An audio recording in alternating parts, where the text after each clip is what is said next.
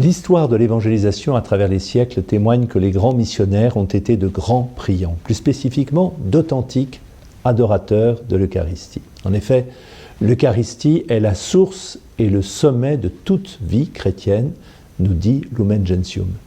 La source et le sommet de toute l'évangélisation, précise Presbyterorum Ordinis. L'Eucharistie n'est pas seulement source et sommet de la vie de l'Église, elle est aussi source et sommet de la mission de l'Église. Une Église authentiquement eucharistique est une Église missionnaire.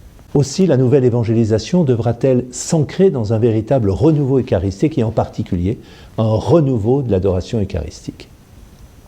Au début de l'année 2020, le pape François nous invitait à entrer dans le mystère de l'adoration pour la fête de l'Épiphanie et il disait ceci: « Aujourd'hui, chacun de nous peut se demander, suis-je un chrétien adorateur ?» L'Eucharistie n'est pas seulement un souvenir de la personne de Jésus. Grâce à elle, Jésus continue de se donner à nous, non pas de façon symbolique, mais réellement, substantiellement présent. Ce qui doit nous donner la conscience vive que nous sommes devant le Christ lui-même. Et là, j'emploie des mots de Jean-Paul II. Cette présence réelle de Jésus perdure autant que subsistent les espèces eucharistiques.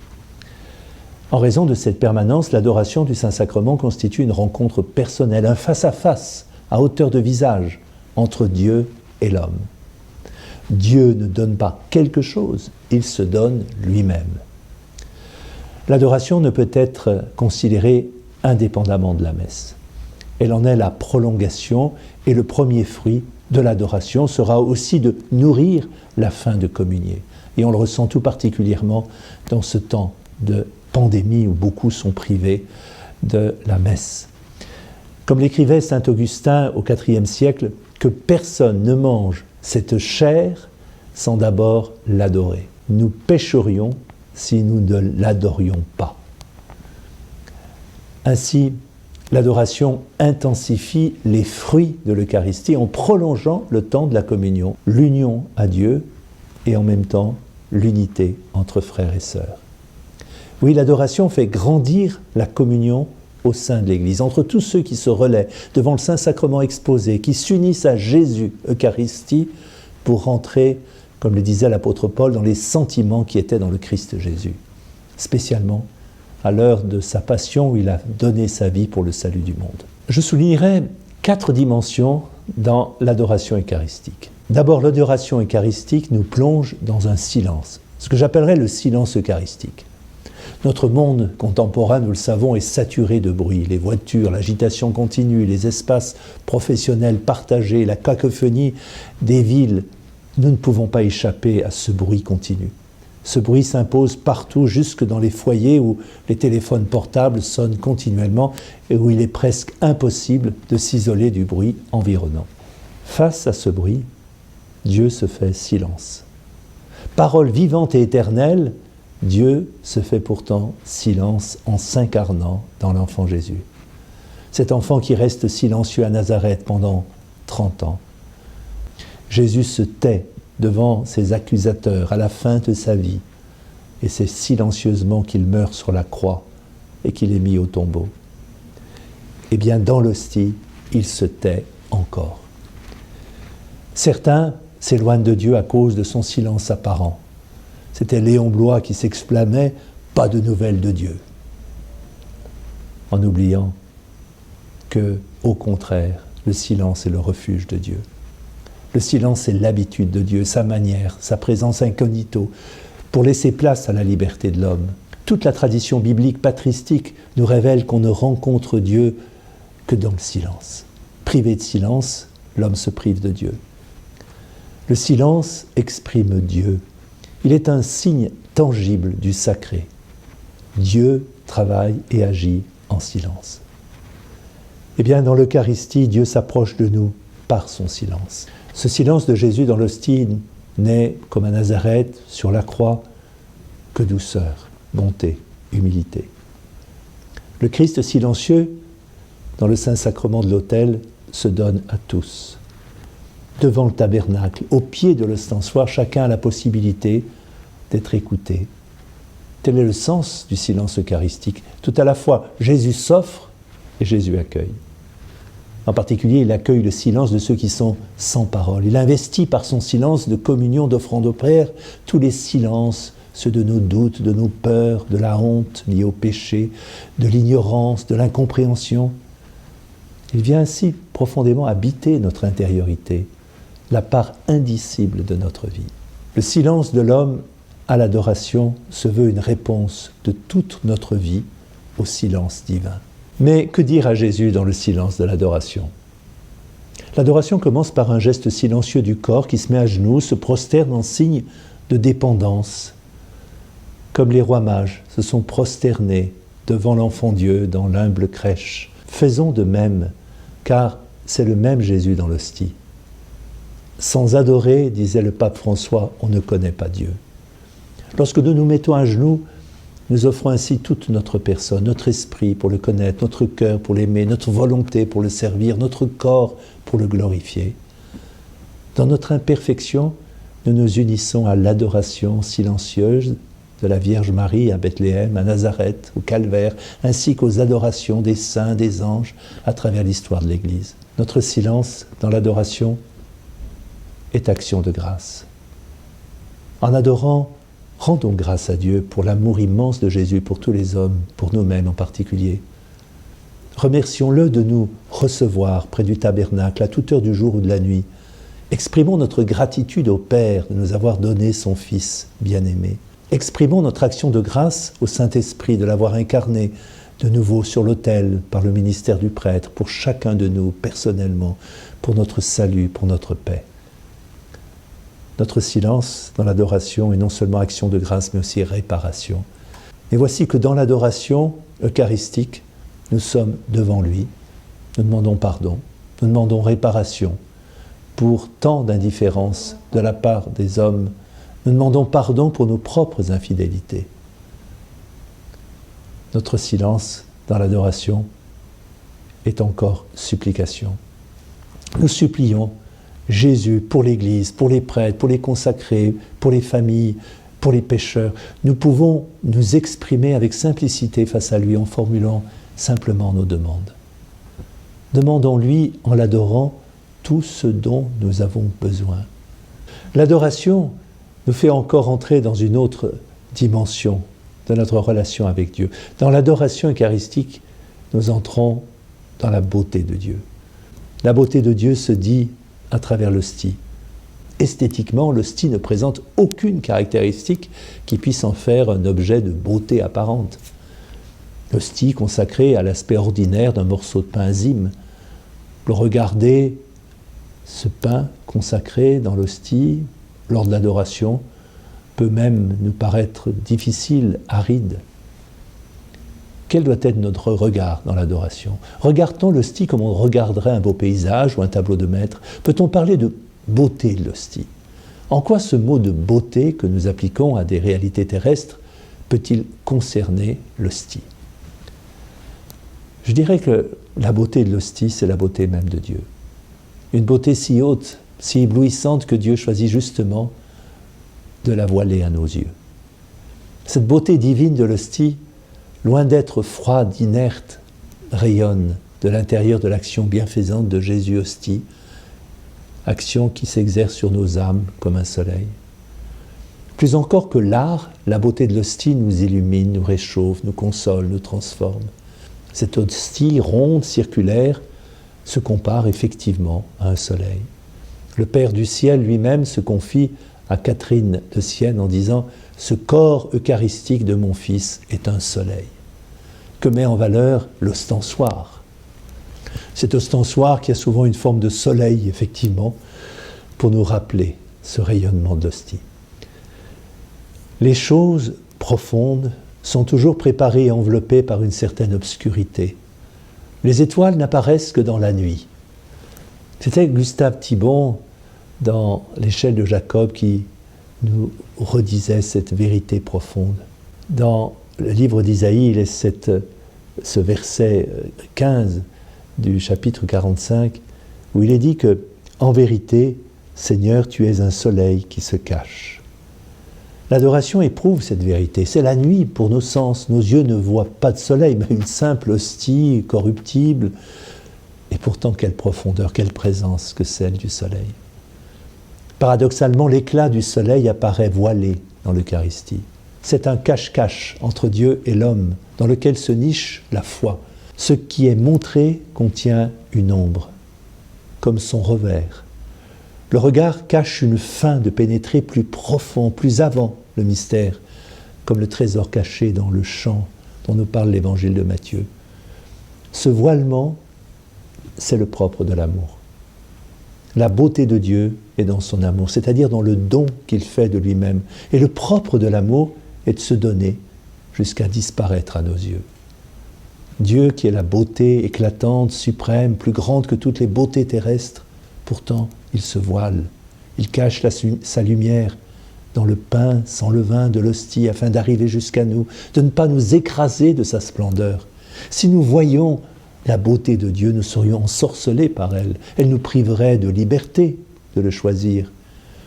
La beauté extérieure que l'on perçoit de Dieu se présente à nous comme un appât pour nous attirer, nous élever vers sa beauté incréée.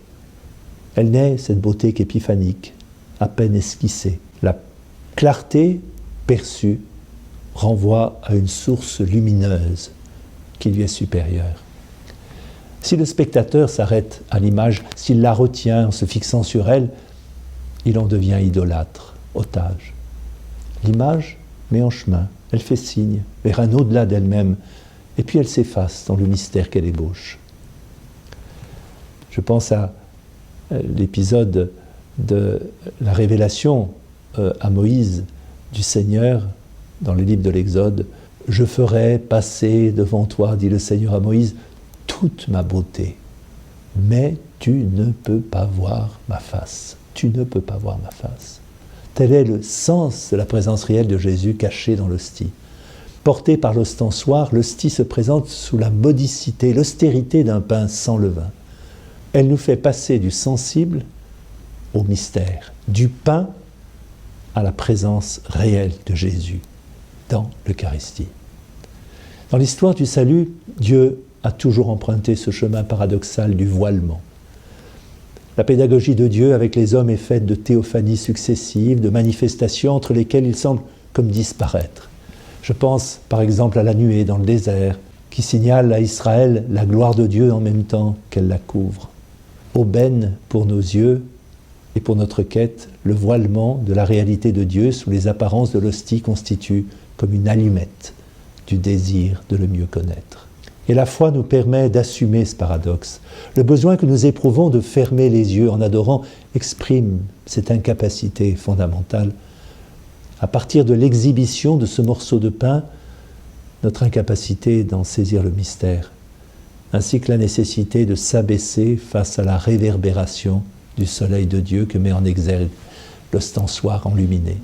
Oui, l'adoration du Saint-Sacrement nous prépare à la vision béatifiante de Dieu au terme de l'histoire, dont chaque prière offre ici-bas l'avant-goût. Cet effacement de Jésus sous les apparences du pain est une beauté plus grande encore qu'une beauté qui apparaîtrait éclatante, écrasante, sidérante. Je dirais que c'est la beauté de l'humilité. « J'ai cherché celui que mon cœur aime et ne l'ai point trouvé », chante le Cantique des Cantiques. Ainsi le bien-aimé se dérobe à notre vue par amour pour mieux nous attirer à lui. Au Saint-Sacrement, nous ne voyons qu'une pauvreté infinie. Jésus s'emprisonne dans l'hostie. Il s'y réduit au point que, si petit que soit le fragment d'hostie, il y est encore tout entier. C'est ce que disait saint Pierre Julien Aymar en parlant de Jésus présent dans l'Eucharistie. Jésus cache sa gloire pour ne pas nous éblouir, pour ne pas nous aveugler. Il voile sa majesté pour que nous osions aller vers lui, que nous osions lui parler comme un ami à un ami. Il ligote en quelque sorte sa puissance pour ne pas nous effrayer. Il ne nous montre pas la perfection de ses vertus pour ne pas nous décourager. Il se cache pour se rendre proche de nous. Il ne laisse entreapercevoir que sa bonté qui s'échappe de l'hostie comme les rayons du soleil à travers un nuage léger. En retour, dans l'adoration du Saint-Sacrement, nous sommes aussi regardés.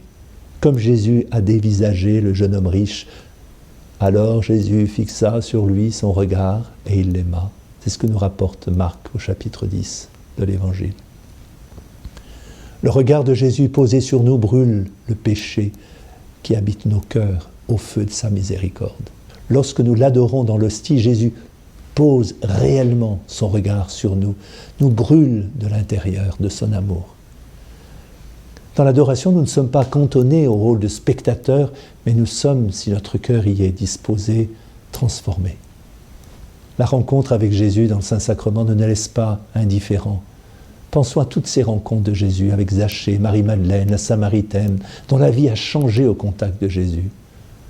De même le bouleversement que provoque le regard de Jésus posé sur Matthieu, un regard qui le saisit à sa table de percepteur d'impôts et l'en arrache.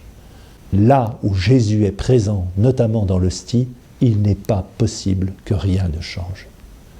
L'Eucharistie, et pour reprendre cette belle expression de saint Jean-Paul II, dans l'Église vit l'Eucharistie, l'Eucharistie est une force transformante, disait le saint pape.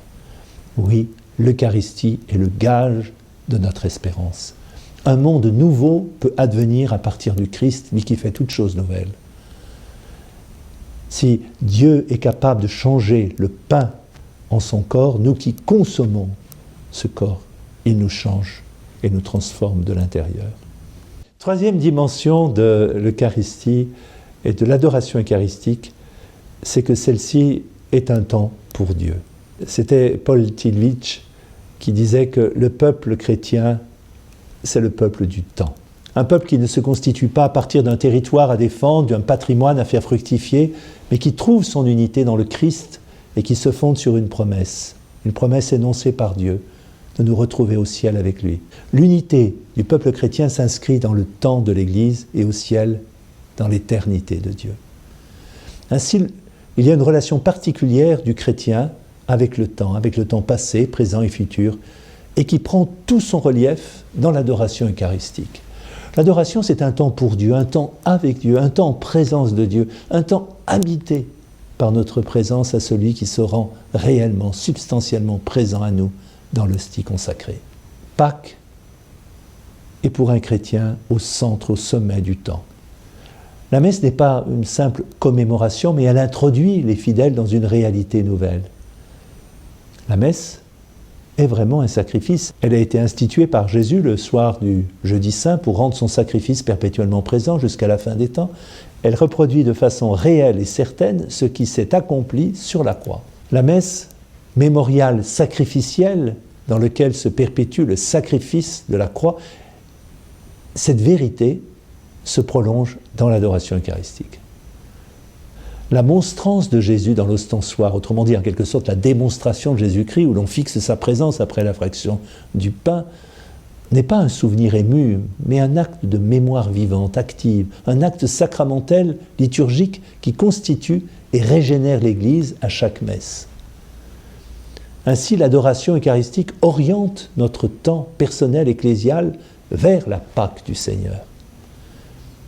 L'adoration eucharistique, mémoriale de la mort, de la résurrection du Christ, nous permet de nous concentrer sur Jésus, hostie, qui vient de se donner à nous comme du sommet de la croix.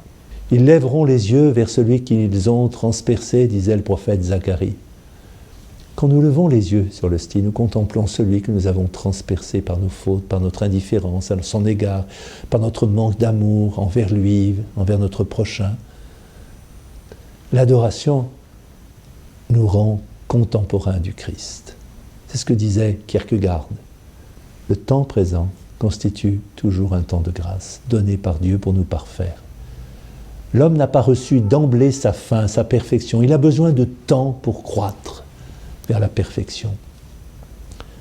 Dieu a modelé l'homme en vue d'une croissance et d'une fécondité. C'est ce que rappelait saint Irénée de Lyon. Nous avons besoin de durer pour produire du fruit, pour déployer, faire croître notre vie spirituelle. Le chapitre 13 de l'évangile de saint Matthieu compare notre vie spirituelle à une graine semée dans la bonne terre, ou dans un sol pierreux, ou dans les ronces. L'adoration eucharistique constitue le terreau par excellence de cette nécessaire lenteur de la croissance spirituelle. Pour croître, il faut se nourrir. On dit souvent, ce n'est pas en tirant sur l'herbe qu'elle pousse. L'adoration, ainsi que la communion spirituelle, sacramentelle, nous nourrit de la vie même de Dieu. Jésus, par l'hostie, opère en nous une transformation intérieure qui requiert du temps, de la temporalité, pour nous débarrasser de nos vices, nous éloigner du péché, des occasions de chute, acquérir les vertus. Et il ne faut donc pas être pressé dans l'approche de ce mystère, même si nous le désirons ardemment. L'adoration eucharistique nous guérit de la boulimie, de l'éphémère, de l'immédiat, en nous convoquant à cette fidélité. Elle est un temps gratuit, elle n'a aucune dimension mercantile, pressée.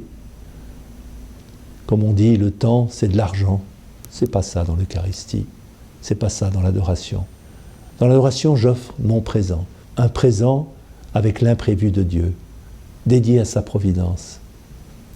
Le présent du chrétien se nourrit surtout et particulièrement dans l'adoration de la présence actuelle, réelle de Dieu. C'était le saint curé d'Ars qui brandissait l'hostie en disant « Il est là, il est là !» De l'éternité divine surgit chaque instant.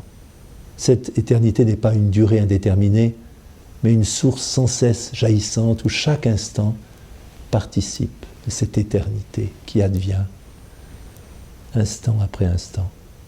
Et chaque instant passé avec Jésus hostie nous introduit dans cette éternité de l'amour de Dieu qui se livre totalement à nous dès maintenant. J'allais dire en goutte à goutte. Thérèse d'Avila disait « Qui à l'instant présent a Dieu ?» Puisque Jésus, Verbe éternel, vivant dans l'éternité de Dieu, est présent réellement dans l'Eucharistie, on pourrait dire en quelque sorte que le ciel descend sur la terre. Alors, oui, prenons le temps d'aller visiter Jésus au Saint-Sacrement de l'autel. Que fait le Seigneur dans le Saint Tabernacle ? S'interrogeait le curé d'Ars et il disait « Il nous attend, il nous attend ». Oui, l'adoration du Saint-Sacrement constitue un temps de fidélité, d'amour, un rendez-vous d'amour avec Dieu lui-même, qui dans sa transcendance veut s'unir avec sa créature. Je pense, en évoquant le curé d'Ars, à cet épisode où le curé d'Ars interroge un jour un vieux paysan qui passait de longs moments à l'église, et Saint Jean-Marie Vianney lui demande comment il faisait dans sa prière. Et voici ce que va répondre cet homme, « Monsieur le curé, je ne lui dis rien. Je l'avise et il m'avise, je le regarde et il me regarde. » L'adoration eucharistique révèle une dernière dimension, la dimension de l'espérance. L'adoration eucharistique nous fait entrer dans la fin des temps. Crise écologique, crise identitaire, culturelle, économique, sanitaire, avec le Covid-19, le monde que nous connaissons semble de plus en plus confronté à ses propres limites. Chacun d'entre nous, à la fois malade et médecin, tente d'ausculter, selon le mot de Péguy, ce grand cadavre mort du monde moderne. Ce cadavre qui lutte pour effectuer sa mue. Notre diagnostic pourrait virer au catastrophisme, avec tous les prophètes modernes du déclin qui prospèrent sur les plateaux de télévision en nous convainquant que le monde collapse inexorablement. Oui, nous avons pu prendre conscience de nos limites à l'occasion de cette pandémie qui a mis à mal notre système de santé, mais également a gravement impacté notre économie, a bouleversé notre quotidien. Effet collatéral de l'accumulation et de la performance comme des horizons suprêmes de l'existence humaine, et du déni de toute possibilité d'échec, cette pandémie nous a convoqués à l'humilité, nous a ramenés au réel, par un retour obligé aux fondamentaux de l'existence, à, je dirais, cette densité mystérieuse, tragique de notre condition humaine. L'Église porte une dimension prophétique vis-à-vis des défaites du monde qui s'exonèrent de Dieu. Sa mission, c'est de réveiller les cœurs, les consciences. Contrairement au devin, le prophète ne croit pas au destin inéluctable, mais à une difficile liberté à reconquérir sans cesse sur nos idoles. Et l'Église doit assumer une posture de résistance face à toutes les dictatures morales, médiatiques, étatiques, qui se fondent souvent sur des peurs, des résignations ou l'absence de consentement. Alors que la collapsologie nous engage vers un futur incertain en raison de son fatalisme, la foi, elle, nous confirme dans une espérance réelle qui a Dieu pour horizon. L'hostie est adorée entre le moment de la consécration et le moment de sa consommation au cours de la célébration de la messe. Malgré son apparence circulaire, il s'agit en réalité d'une hostie qui était rompue. Une hostie fragmentée signifie cette dimension sacrificielle de la scène de Jésus. Dans le rituel de la Pâque juive, la fraction du pain symbolisait les souffrances du peuple de Dieu asservi par les Égyptiens. De même, le jeudi saint, le Seigneur remplit le pain consacré pour le donner à ses apôtres. Il renouvela ce geste devant les pèlerins d'Emmaüs.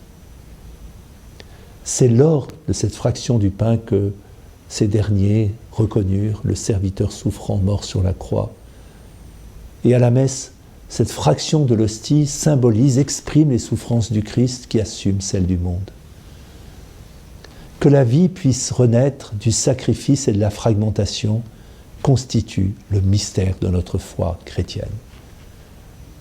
L'efficacité du sacrifice réside dans le pouvoir du Christ de réconcilier l'homme avec Dieu, grâce à l'adoration de Jésus envers son Père.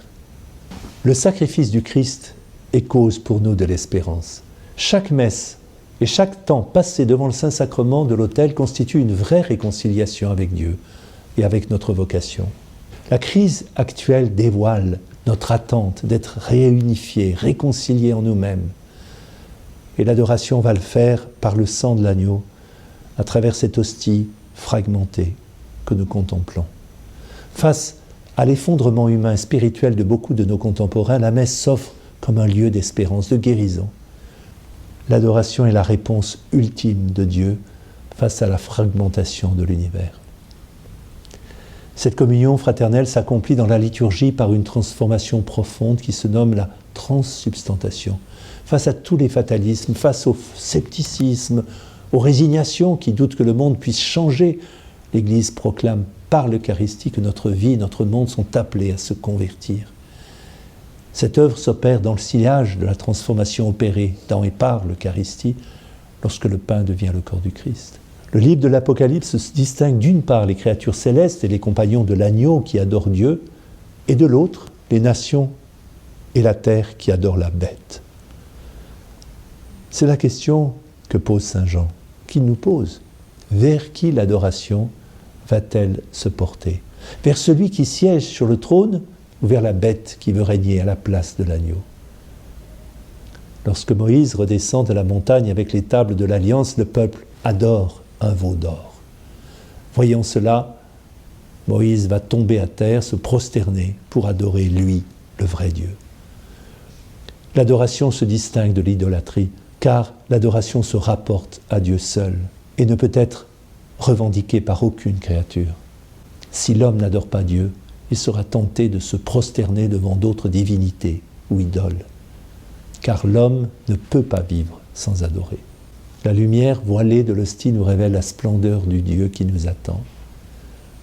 Dans le livre de l'Apocalypse, l'agneau adoré est à la fois la victime et le chef glorieux qui revient dans la gloire.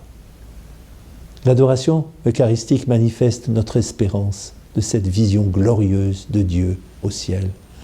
L'attente de la venue intime du Christ en l'âme dans l'adoration nous prépare à la venue glorieuse du Seigneur à la fin des temps. Dans l'adoration de l'hostie, les hommes se trouvent comme en quelque sorte incorporés à la liturgie du ciel à laquelle ils participeront dans l'éternité. Cette liturgie est chantée dans le cantique nouveau, digne et l'agneau est gorgé de recevoir la puissance, la richesse, la sagesse, la force, l'honneur, la gloire, la louange. Nous retrouvons ces mots dans le livre de l'Apocalypse. L'adoration rendue à l'agneau par les hommes sur terre et l'adoration rendue à celui qui siège sur le trône constituent une même adoration rendue à Dieu. En rendant gloire au roi des rois dans l'adoration eucharistique, les chrétiens en quelque sorte prennent part dès ici-bas à la louange perpétuelle qui sera la leur au ciel. Ainsi, l'adoration nous place dans une tension. Le Seigneur est là et il vient. Comme le chante l'Écriture, l'Esprit et l'Épouse disent « Viens », que celui qui entend dise « Viens ». Amen, viens Seigneur Jésus. C'est en ces termes que le livre de l'Apocalypse nous fait attendre la venue du Seigneur. Et ce « nous attendons ta venue » répété à la messe après la consécration atteste clairement de cette intention eschatologique du repas eucharistique comme confirmation, anticipation des nouveaux cieux et de la terre nouvelle du royaume de Dieu. Ainsi, la présence réelle du Christ dans l'Eucharistie renvoie les chrétiens à la venue du Seigneur dans la gloire. L'adoration fait grandir en eux ce désir de ce second avènement, du festin des noces de l'adieu vainqueur dans la Jérusalem céleste. L'Eucharistie est une source d'espérance pour notre monde dans l'attente du retour du Christ en gloire, de ce festin nuptial auquel nous sommes tous appelés depuis le jour de notre baptême. Ainsi, le chrétien est député à l'espérance. Plus on possède Dieu, plus on veut le chercher. Il est toujours au-delà de ce que nous atteignons et il requiert sans cesse de notre part de nouveaux progrès. L'erreur serait de nous arrêter. Bossuet écrivait « Je n'aime pas Dieu de toutes mes forces si je n'aime pas mieux demain qu'aujourd'hui, si le jour d'après je n'augmente pas mon amour. » L'amour de Dieu se nourrit de la difficulté même de ce que l'on entreprend pour lui, de la fidélité à guetter son passage. Je pense aussi à cette réflexion de Maximilien Kolbe. L'âme fervente désire toujours présenter de nouvelles preuves de son amour. L'adoration eucharistique est un chemin de croissance, d'amour de Dieu, d'amour de l'Église, d'engagement missionnaire que le Christ nous propose d'emprunter pour aller avec lui, pour aller plus vite, plus loin, plus profond. L'adoration conduit à un abandon, au détachement de nous-mêmes, à tout ce qui en ce monde nous retient. Elle nous invite aussi à quitter ce désespoir qui nous ronge face à l'état de notre monde, désespoir orgueilleux qui nous empêche de tout recevoir de Dieu. Ainsi, dépossédés de notre désespoir même, il ne nous restera rien d'autre que cette vertu d'espérance qui, malgré les apparences parfois contraires, tire le monde vers sa fin, c'est-à-dire vers Dieu, vers la vie éternelle, et non pas vers l'anéantissement de toutes choses.